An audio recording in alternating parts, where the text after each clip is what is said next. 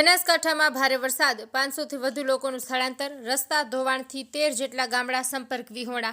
1.50 lakh food packet અસરગ્રસ્ત નાગરિકો સુધી પહોંચાડાશે. 258 વીજળીના થાંભલા નુકસાનગ્રસ્ત. 279 ગામોમાં વીજ પુરવઠો ખોરવાયો. વીજ પુરવઠો ફરી કાર્યરત કરવા ટીમ તૈયાર. જિલ્લામાં એનડીઆરએફ અને એસડીઆરએફની ટીમો તૈનાત. રેસ્ક્યુ કામગીરી તેજ કરાઈ. નાગરિકોને કલેક્ટરે નદી કાંઠા અને નીચાણવાળા વિસ્તારમાં ન જવા કરી અપીલ. પાટણ જિલ્લાના સાતલપુર, રાધનપુર અનેક વિસ્તારોમાં પાણી પરિવર્તન અને ગામડાઓ સંપર્ક વિહોણા બન્યા છે. અત્યારે આરોગ્યનું ધ્યાન રાખતી 108 પણ પાણીમાં તણાઈ હતી. ત્યારે સ્થાનિક દ્વારા જેસીબી બોલાવીને તેને રેસ્ક્યુ કરવામાં આવી હતી. હવામાન ખાતાની આગાહી અને સુઈગામ, થરાદ, વાવ અનેક ગામડાઓ પાણીમાં ગરકાવ થઈ ગયા હતા. બનાસકાંઠા જિલ્લા અને પાટણ જિલ્લાના અંતરિયાળ ગામડાઓ સંપર્ક વિહોણા બન્યા હતા.